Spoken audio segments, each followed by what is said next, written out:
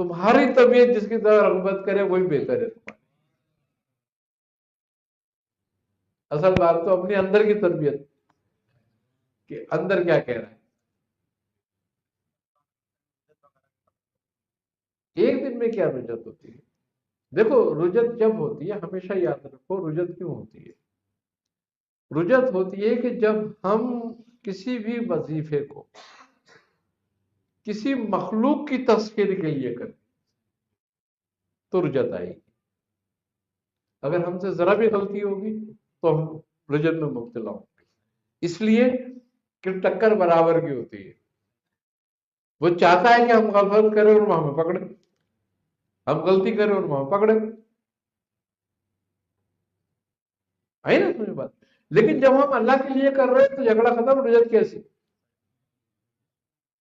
وہ تو کہتا ہے آپ میرا ذکر کر